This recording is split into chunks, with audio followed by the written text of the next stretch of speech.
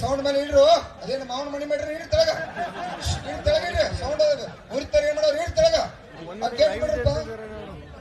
ಕರ್ನಾಟಕ ರಾಜ್ಯ ರೈತ ಸಂಘ ಹಾಗೂ ಹಸಿರು ಸೇನೆ ನೇತೃತ್ವದಲ್ಲಿ ಕುರ್ಲಾಪುರ ಕ್ರಾಸ್ನಲ್ಲಿ ನಡೀತಾ ಇರ್ತಕ್ಕಂಥ ಕಬ್ಬು ಬೆಳೆಗಾರರ ಒಂದು ಬೃಹತ್ ಪ್ರತಿಭಟನಾ ಈ ಕಾರ್ಯಕ್ರಮ, ಈ ಹೋರಾಟದ ನೇತೃತ್ವವನ್ನು ವಹಿಸಿರ್ತಕ್ಕಂಥ ರಾಜ್ಯ ರೈತ ಸಂಘದ ಗೌರವಾಧ್ಯಕ್ಷರಾಗಿರುವಂತಹ ಶಶಿಕಾಂತ್ ಗುರೂಜಿ ಅವರೇ, ರಾಜ್ಯ ರೈತ ಸಂಘದ ಅಧ್ಯಕ್ಷ ಆಗಿರುವಂತಹ ಚುನ್ನಪ್ಪ ಪೂಜಾರಿ ಅವರೇ, ಪರಮ ಪೂಜ್ಯ ಸ್ವಾಮೀಜಿಗಳೇ, ಸುಭಾಷಣ್ಣ ಅವರೇ, ಗೌರವಾನ್ವಿತ ರಾಜ್ಯಸಭಾ ಸಂಸದರು ಆತ್ಮೀಯರಾಗಿರ್ತಕ್ಕಂಥ ಈರಣ್ಣ ಗಡಾಡಿ ಅವರೇ, ಹಿರಿಯ ಶಾಸಕರು ಆತ್ಮೀಯರಾಗಿರುವಂತಹ ದುರ್ಯೋಧನ ಐಹೊಳೆ ಅವರೇ, ರಾಜ್ಯ ಪ್ರಧಾನ ಕಾರ್ಯದರ್ಶಿಗಳಾಗಿರುವಂತಹ ಕುರ್ಚಿ ರಾಜೀವ್ ಅವರೇ, ರಾಜ್ಯ ಬಿಜೆಪಿಯ ಕಾರ್ಯದರ್ಶಿಗಳಾಗಿರುವಂತಹ ಶರಣು ತಳ್ಳಿಕೆರೆ ಅವರೇ, ಸುಭಾಷಣ್ಣ ಅವರೇ, ಮಾಜಿ ಶಾಸಕರಾಗಿರುವಂತಹ ವಿ ಪಾಟೀಲ್ ರವರೇ,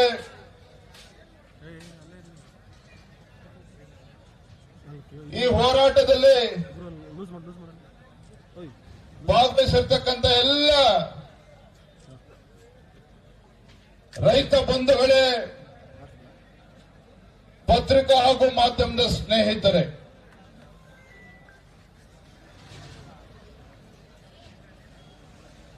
ಕಳೆದ 6 ದಿನಗಳಿಂದ ಗುರ್ಲಾಪುರ ಕ್ರಾಸ್ನಲ್ಲಿ ರೈತರನ್ನು ಪ್ರತಿಭಟನೆ ಮಾಡ್ತಾ ಇದ್ರು. ಆ ಸಂದರ್ಭದಲ್ಲಿ ನನಗೆ ಬೆಳಗಾವಿ ಜಿಲ್ಲೆ ಅಧ್ಯಕ್ಷ ಆಗಿರ್ತಕ್ಕಂಥ ಸುಭಾಷ್ ಪಾಟೀಲ್ ರವರು, ನಮ್ಮ ರಾಜ್ಯಸಭಾ ಎಂಪಿಯವರು, ನಮ್ಮ ಎಲ್ಲಾ ಪಕ್ಷದ ಮುಖಂಡರು ಕಬ್ಬು ಬೆಳೆಗಾರರು ಬೀದಿಗಿಳಿದು ಹೋರಾಟ ಮಾಡ್ತಾ ಇದ್ದಾರೆ. ಆ ಹೋರಾಟಕ್ಕೆ ತಾವು ಬರಬೇಕು ಅಂತೇಳಿ ಮೊನ್ನೆ ದಿನ ನನಗೆ ದೂರವಾಣಿ ಕರೆ ಮಾಡಿ ತಿಳಿಸಿದ್ರು. ತತ್ಕ್ಷಣ ನಾನು ಕೂಡ ತೀರ್ಮಾನ ಮಾಡಿ ನಾನು ಇವತ್ತು ತಮ್ಮ ಹೋರಾಟದ ಜೊತೆ ನಾವು ಕೂಡ ಇರಬೇಕು ಅಂತ ನಾನು ಬಂದಿದ್ದೇನೆ. ನಾನು ಮೊದಲನೇದಾಗಿ ಒಂದು ಮಾತನ್ನ ಹೇಳ್ತೇನೆ. ನಾನು ಇವತ್ತು ನಮ್ಮ ಕಬ್ಬು ಬೆಳೆಗಾರರು ಇವತ್ತು ತಾವೇನು ಹೋರಾಟ ಮಾಡ್ತಾ ಇದ್ದೀರಿ, ನಾನಿಲ್ಲಿ ಶಿಕಾರಿಪುರ ಕ್ಷೇತ್ರದ ಶಾಸಕನಾಗಿ ಬಂದಿಲ್ಲ, ರಾಜ್ಯ ಭಾರತೀಯ ಜನತಾ ಪಾರ್ಟಿ ಅಧ್ಯಕ್ಷನಾಗಿ ಬಂದಿಲ್ಲ. ಅದರ ಬದಲಾಗಿ ಈ ನಾಡು ಕಂಡಂತ ಅಪ್ರತಿಮ ಹೋರಾಟಗಾರ, ರೈತ ನಾಯಕ ಸನ್ಮಾನ್ಯ BS ಯಡಿಯೂರಪ್ಪನವರ ಮಗನಾಗಿ ಇವತ್ತು ನಾನು ಹೋರಾಟಕ್ಕೆ ನಿಮ್ಮ ಜೊತೆ ಬಂದಿದ್ದೇನೆ. ರೈತ ನಾಯಕರ ಮಗನಾಗಿ ಹೋರಾಟಕ್ಕೆ ನಾನು ಬಂದಿದ್ದೇನೆ. ನಾನು ಈ ವೇದಿಕೆ ಮೂಲಕ ರಾಜಕಾರಣವನ್ನ ಮಾತನಾಡೋದಕ್ಕೆ ಇಷ್ಟಪಡೋದಿಲ್ಲ. ಆದ್ರೆ ಹೋರಾಟಕ್ಕೆ ನಾನು ಕೂಡ ನಿಮ್ಮ ಜೊತೆ ಧುಮುಕಿದ್ದೇನೆ ಅಂತ ಹೇಳಿದ್ರೆ, ಈ ನಾಡಿಗೆ 2 ತುತ್ತು ಅನ್ನವನ್ನ ಕೊಡ್ತಕ್ಕಂತ ರೈತರ ಪರವಾಗಿನ ಹೋರಾಟಕ್ಕೆ ಧುಮುಕಿದ್ದೇನೆ ವಿನಃ ಸಕ್ಕರೆ ಕಾರ್ಖಾನೆಗಳ ಮಾಲೀಕರ ಪರವಾಗಿ ವಕಾಲತ್ತು ವಹಿಸಿಕೊಂಡ ಇಲ್ಲಿ ಬಂದಿಲ್ಲ. ಸರ್ಕಾರಿ ಕಾರ್ಖಾನೆಗಳ ಮಾಲೀಕರ ಪರವಾಗಿನ ವಕಾಲತ್ತು ವಹಿಸಿಕೊಂಡ ಬಂದಿಲ್ಲ.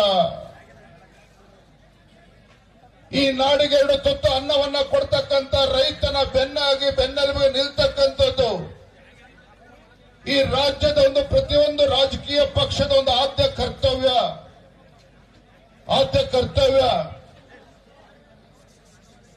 ಕಳೆದ 6 ದಿನಗಳಿಂದ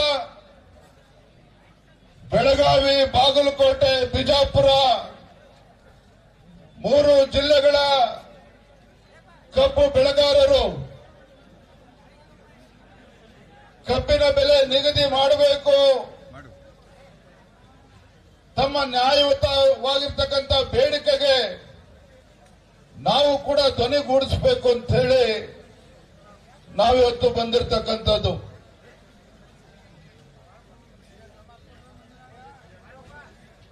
ಸ್ವಾಭಿಮಾನಕ್ಕೆ ಮತ್ತೊಂದು ಹೆಸರು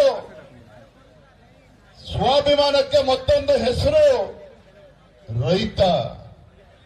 ರೈತನ ಸ್ವಾಭಿಮಾನಕ್ಕೆ ಧಕ್ಕೆ ಬಂದಾಗ ಯಾವುದೇ ರಾಜ್ಯ ಸರ್ಕಾರ ಇರ್ಬೋದು, ಎಷ್ಟೇ ಎತ್ತರ ಸ್ಥಾನದಲ್ಲಿರ್ಬೋದು, ಆ ರೈತನ ಕಣ್ಣಲ್ಲಿ ನೀರು ತರಿಸ್ತಕ್ಕಂಥ ಕೆಲಸವನ್ನ ಮಾಡಿದ್ರೆ ಆ ಭಗವಂತ ನಮಗೆ ಒಳ್ಳೇದು ಮಾಡೋದಕ್ಕೆ ಸಾಧ್ಯ ಇಲ್ಲ. ಭಗವಂತ ನಮಗೆ ಒಳ್ಳೇದು ಮಾಡೋದಕ್ಕೆ ಸಾಧ್ಯ ಇಲ್ಲ.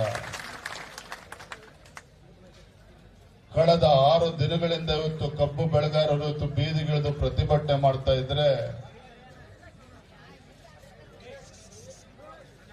ರಾಜ್ಯ ಸರ್ಕಾರ,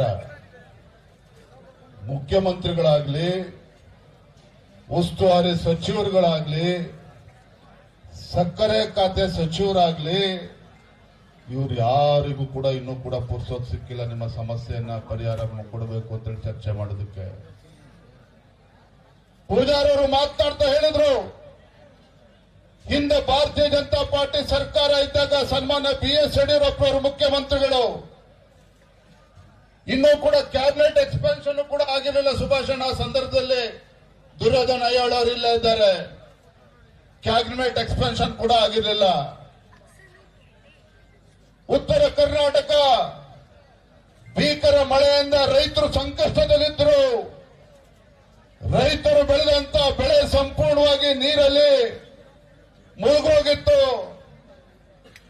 ಏನಪ್ಪಾ ಇದು, ಬೆಳೆದಂತ ಬೆಳೆ ಕೈಗೆ ಬಂದಂತ ತುತ್ತು ಬಾಯಿಗೆ ಬರಲಿಲ್ಲ ಅಂತ ಹೇಳಿ ರೈತರು ತಲೆ ಮೇಲೆ ಕೈ ಹೊತ್ಕೊಂಡು ಕೂತಂತ ಸಂದರ್ಭದಲ್ಲಿ ನಿಮ್ಮ ಮುಖ್ಯಮಂತ್ರಿಗಳು ಯಡಿಯೂರಪ್ಪ, ಅಂದಿನ ಮುಖ್ಯಮಂತ್ರಿಗಳು ಏಕಾಂಗಿಯಾಗಿದ್ರು ಸಹ ಬೆಳಗಾವಿ ಜಿಲ್ಲೆಗೆ ಬಂದ್ರು, ಚಿಕ್ಕೋಡಿಗೆ ಬಂದ್ರು, ರಾಯಚೂರು, ಕೊಪ್ಪಳ ಎಲ್ಲ ಜಿಲ್ಲೆಗಳಿಗೂ ಕೂಡ ಬಂದ್ರು. ರೈತರ ಸಂಕಷ್ಟಕ್ಕೆ ಪರಿಹಾರವನ್ನು ನೀಡುವಂತ ಕೆಲಸವನ್ನ ಮಾಡಿದ್ರು. ಕೇಂದ್ರ ಸರ್ಕಾರ ಪರಿಹಾರ ಕೊಡ್ಲಿ ಅಂತ ಹೇಳಿ ಕಾಯ್ಕೊಂಡು ಕೂರ್ಲಿಲ್ಲ. ಅತಿವೃಷ್ಟಿಯಿಂದ ಯಾವ ನಮ್ಮ ರೈತ ಬಡವ ತನ್ನ ಮನೆಯನ್ನ ಕಳೆದುಕೊಂಡಿದ್ದ, ಕೇಂದ್ರ ಸರ್ಕಾರದ NDRF ನಾರಲ್ಸ್ ಪ್ರಕಾರ ಬಡವ ತನ್ನ ಮನೆಯನ್ನ ಕಳೆದುಕೊಂಡಿದ್ದಾನೆ ಮಳೆಯಿಂದ ಅಂತ ಹೇಳಿದ್ರೆ ಕೇವಲ 1 ಲಕ್ಷ ರೂಪಾಯಿ ಪರಿಹಾರ ಇತ್ತು. ಏನ್ ಮಾಡಿದ್ರು ನಿಮ್ಮ ಯಡಿಯೂರಪ್ಪನವರು? 1 ಲಕ್ಷದಿಂದ ನನ್ನ ರೈತ ಬಡವ ಮನೆ ಕಟ್ಕೊಳ್ಳೋದಕ್ಕೆ ಸಾಧ್ಯ ಆಗೋದಿಲ್ಲ ಅಂತ ಹೇಳಿ ತತ್ಕ್ಷಣ ಅದೇ ಸ್ಪಾಟ್ ನಲ್ಲಿ ಬೆಳಗಾವಿನಲ್ಲಿ ಇಟ್ಕೊಂಡು ಮನೆ ಕಳ್ಕೊಂಡಂತ ರೈತನಿಗೆ ಪರಿಹಾರ ಎಷ್ಟು ಕೊಟ್ಟರು? 5 ಲಕ್ಷ ರೂಪಾಯಿ ಘೋಷಣೆ ಮಾಡಿದ್ರು. 5 ಲಕ್ಷ ರೂಪಾಯಿ ಘೋಷಣೆ ಮಾಡಿದ್ರು. ಇದು ರೈತನ ಪರವಾಗಿ ಕಾಳಜಿ ಇರ್ತಕ್ಕಂಥ ಒಬ್ಬ ಮುಖ್ಯಮಂತ್ರಿ ಮಾಡ್ತಕ್ಕಂಥ ತೀರ್ಮಾನ. ರೈತರ ಪರವಾಗಿರ್ತಕ್ಕಂಥ ಯಾವುದೇ ಒಬ್ಬ ಜನನಾಯಕ ತೆಗೆದುಕೊಳ್ತಕ್ಕಂಥ ತೀರ್ಮಾನ. ಇಂಥ ತೀರ್ಮಾನಗಳು ಸನ್ಮಾನ್ಯ BS ಯಡಿಯೂರಪ್ಪ ಅವರು ಮುಖ್ಯಮಂತ್ರಿಗಳಿದ್ದಾಗ ಮಾಡಿದ್ರು. ಆದ್ರೆ ಇವತ್ತು ಹೋರಾಟ ಶುರುವಾಗಿ 6 ದಿನಗಳಾದ್ರೂ ಸಹ ಇವತ್ತು ರಾಜ್ಯ ಸರ್ಕಾರ ನಮ್ಮ ರೈತರ ಕಬ್ಬು ಬೆಳೆಗಾರರ ಬೇಡಿಕೆನ ಕೇಳೋದಕ್ಕೂ ಕೂಡ ಬರೋದಿಲ್ಲ ಅಂತ ಹೇಳಿದ್ರೆ ಇಂಥ ಲಜ್ಜೆಗೆಟ್ಟ ಸರ್ಕಾರ ಈ ರಾಜ್ಯದ ರೈತರ ಪಾಲಿಗೆ, ಬಡವರ ಪಾಲಿಗೆ ಬದುಕಿದ್ದು ಕೂಡ ಸತ್ತಂತೆ, ಬದುಕಿದ್ದು ಕೂಡ ಸತ್ತಂತೆ. ನಾನಿವತ್ತು ಬೆಳಗ್ಗೆ ನಿನ್ನೆ ಮಧ್ಯಾಹ್ನ ತೀರ್ಮಾನ ಮಾಡಿದೆ. ನಿನ್ನೆ ಮಧ್ಯಾಹ್ನ ತೀರ್ಮಾನ ಮಾಡಿ ನಂದು ಇವತ್ತು ಏನೇ ಕಾರ್ಯಕ್ರಮಗಳು ಇದ್ರೂ ಸಹ ಬೆಳಗಾವಿ, ಬಾಗಲಕೋಟೆ, ಚಿಕ್ಕೋಡಿ ಜಿಲ್ಲೆಯ ರೈತರು ಸಂಕಷ್ಟದಲ್ಲಿದ್ದಾಗ, ಕಬ್ಬು ಬೆಳೆಗಾರರು ಸಂಕಷ್ಟದಲ್ಲಿದ್ದಾಗ ಏನೇ ಕೆಲಸಗಳಿದ್ರೂ ಸಹ ಅದನ್ನು ಬದಿಗಿಟ್ಟು ಹೋಗ್ಬೇಕು ಅಂತ ನಾನು ಯೋಚನೆ ಮಾಡ್ತಾ ಇದ್ದೆ. ಅಷ್ಟೊತ್ತಿಗೆ ನಮ್ಮ ಸುಭಾಷ್ ಅಣ್ಣ ಫೋನ್ ಮಾಡಿದ್ರು, ಲಕ್ಕಪ್ಪ ಪಾಪ ರೈತ ವಿಷ ಕುಡಿದು ಆತ್ಮಹತ್ಯೆಗೆ ಪ್ರಯತ್ನ ಮಾಡಿದ್ದಾನೆ, ಆಸ್ಪತ್ರೆ ಕರ್ಕೊಂಡು ಹೋಗಿದ್ದಾರೆ ಅಂತ ಹೇಳಿ ತತ್ಕ್ಷಣ ತೀರ್ಮಾನ ಮಾಡಿದ್ದು ಬೆಳಗ್ಗೆ ನಾನು ಹೊರಟು ಬಂದಿದ್ದೇನೆ. ಬಂದ ಕಬ್ಬು ಬೆಳೆಗಾರರು ಹೋರಾಟ ಇದು ಮೊದಲ ಬಾರಿಗೆ ಏನ್ ಮಾಡ್ತಾ ಇರ್ತಕ್ಕಂಥದ್ದಲ್ಲ. ಮೊದಲ ಬಾರಿಗೆ ಕಬ್ಬು ಬೆಳೆಗಾರರು ಬೀದಿಗಿಳಿದು ಹೋರಾಟ ಮಾಡ್ತಾ ಇರುವಂತದ್ದಲ್ಲ. ಇದೇ ಸಿದ್ದರಾಮಯ್ಯನವರು ಹಿಂದೆ ರಾಜ್ಯದ ಮುಖ್ಯಮಂತ್ರಿಗಳಿದ್ದಾಗ ಬೆಳಗಾವಿನಲ್ಲಿ ಅಧಿವೇಶನ ನಡೀತಾ ಇದ್ದಾಗ ಕಬ್ಬು ಬೆಳೆಗಾರರು ವೈಜ್ಞಾನಿಕ ಬೆಲೆ ಸಿಗಬೇಕು ಅಂತೇಳಿ ಹೋರಾಟವನ್ನ ಮಾಡ್ತಾ ಇದ್ರು. ಏನಾಯ್ತು? 2014ರಲ್ಲಿ ಕಬ್ಬು ಬೆಳೆಗಾರರು ಹೋರಾಟ ಮಾಡ್ತಾ ಇದ್ದಾಗ ವಿಠಲ್ ಅರಬಾವಿ ಕಬ್ಬು ಬೆಳೆಗಾರ ಆತ್ಮಹತ್ಯೆ ಮಾಡಿಕೊಂಡ, ತನ್ನ ಪ್ರಾಣವನ್ನ ಕಳೆದುಕೊಂಡ. ಯಡಿಯೂರಪ್ಪನ ಕೈ ಕಟ್ಕೊಂಡು ಕೂರ್ಲಿಲ್ಲ. ಸದನದ ಒಳಗಡೆ ಸದನದ ಹೊರಗಡೆ ಗುಡುಗಿದ ಪರಿಣಾಮವಾಗಿ ಇದೇ ಸಿದ್ದರಾಮಯ್ಯನವರ ಅಂದಿನ ಮುಖ್ಯಮಂತ್ರಿಗಳು ₹150 ಹೆಚ್ಚು ದರವನ್ನ ಕೊಡ್ತಕ್ಕಂಥ ತೀರ್ಮಾನ ಮಾಡುವಂತ ಅನಿವಾರ್ಯತೆ ಸೃಷ್ಟಿ ಆಯಿತು ಅವತ್ತು 2014ರಲ್ಲಿ. ನಾನಿವತ್ತು ರಾಜ್ಯ ಸರ್ಕಾರಕ್ಕೆ ಕೇಳೋದಕ್ಕೆ ಇಚ್ಛೆ ಪಡ್ತೇನೆ. ನಾನಿವತ್ತು ರಾಜ್ಯದ ಅಧ್ಯಕ್ಷನಾಗಿ ಇಲ್ಲಿ ರಾಜಕಾರಣ ಮಾಡೋದಕ್ಕೆ ಬಂದಿಲ್ಲ. ಆದ್ರೆ ಇವತ್ತು ಸಂಕಷ್ಟದಲ್ಲಿರ್ತಕ್ಕಂಥ ರೈತರ ಪರವಾಗಿ ಧ್ವನಿ ಎತ್ತುವಂಥದ್ದು ನಮ್ಮೆಲ್ಲರ ಕರ್ತವ್ಯ ಇದೆ. ಬಂಧುಗಳೇ, ರೈತ ಅಂತ ಹೇಳಿದ್ರೆ ಆ ಜಾತಿ ಈ ಜಾತಿ ಅಲ್ಲ. ರೈತ ಅಂತ ಹೇಳಿದ್ರೆ ಆ ಪಕ್ಷ ಈ ಪಕ್ಷ ಅಂತಲ್ಲ. ರೈತ ಅಂತ ಹೇಳಿದ್ರೆ ಪಕ್ಷಾತೀತವಾಗಿ ಜಾತ್ಯತೀತವಾಗಿ ನಿಮ್ಮ ಪರವಾಗಿ ಧ್ವನಿ ಎತ್ತಕ್ಕಂಥದ್ದು ನಮ್ಮೆಲ್ಲರ ಕರ್ತವ್ಯ. ಅದಕ್ಕೋಸ್ಕರ ನಾನು ಬಂದಿದ್ದೇನೆ. ನಮ್ಮ ಮುಖಂಡರು ಮಾತನಾಡ್ತಾ ಇದ್ರು, FRP ಬಗ್ಗೆ ಮಾತನಾಡ್ತಾ ಇದ್ರು. ನಾನು ನಿಮಗೆ ಕೇಳೋದಕ್ಕೆ ಇಚ್ಛೆ ಪಡ್ತೇನೆ. ಇಡೀ ದೇಶದಲ್ಲಿ ಒಂದೇ FRP ದರ ಇರುವಂತದ್ದು. ಪಕ್ಕದ ಮಹಾರಾಷ್ಟ್ರದಲ್ಲಿ ಅಲ್ಲಿ ಕಬ್ಬು ಬೆಳೆಗಾರರಿಗೆ ₹3,400 ಕೊಡ್ತಾರೆ. ಇಲ್ಲೇನ್ ದಾಡಿ ಆಗಿದೆ ನಮ್ಗಾಗಾದ್ರೆ? ಮುಖ್ಯಮಂತ್ರಿಗಳ ಕರ್ತವ್ಯ ಅಲ್ವಾ? ಇವತ್ತು ಕಬ್ಬಿನ ಸೀಸನ್ ಕಾರ್ಖಾನೆ ಪ್ರಾರಂಭ ಆಗುವ ಮುಂಚಿತವಾಗಿ ಯಾವುದೇ ಒಂದು ರಾಜ್ಯ ಸರ್ಕಾರ, ರೈತರ ಪರವಾಗಿರ್ತಕ್ಕಂಥ ರಾಜ್ಯ ಸರ್ಕಾರ ಕಾಳಜಿ ಇದ್ದಿದ್ದೇ ಆಗಿದ್ರೆ ಸೀಸನ್ ಪ್ರಾರಂಭ ಆಗುವ ಮುಂಚಿತವಾಗಿ ರೈತ ಮುಖಂಡರನ್ನ, ಕಾರ್ಖಾನೆ ಮಾಲೀಕರನ್ನ ಕೂರಿಸಿ ದರ ನಿಗದಿ ಮಾಡುವಂತ ಕೆಲಸ ಆಗ್ಬೇಕಾಗಿತ್ತು. ಹಿಂದೆ ಯಡಿಯೂರಪ್ಪ ಮುಖ್ಯಮಂತ್ರಿಗಳಿದ್ದಾಗ ಅದೇ ಕೆಲಸವನ್ನ ಮಾಡಿದ್ರು ಇಲ್ಲೋ? ಇದೇ ಸೀಸನ್ ಶುರುವಾಗುವ ಮುಂಚಿತವಾಗಿ ಕಾರ್ಖಾನೆ ಮಾಲೀಕರನ್ನ, ರೈತರನ್ನ ಕೂರಿಸಿ ದರವನ್ನ ನಿಗದಿ ಮಾಡುವಂತ ಕೆಲಸ ಮಾಡಿದ್ರು. ಹಾಗಾಗಿ ನಾನಿವತ್ತು ಆಗ್ರಹ ಮಾಡ್ತಾ ಇದ್ದೇನೆ. ಗುರ್ಲಾಪುರ ಕ್ರಾಸ್ ನಲ್ಲಿ ಪ್ರಾರಂಭ ಆಗಿರ್ತಕ್ಕಂಥ ಈ ರೈತ ಪರ ಹೋರಾಟ ಒಂದು ಚಳುವಳಿ.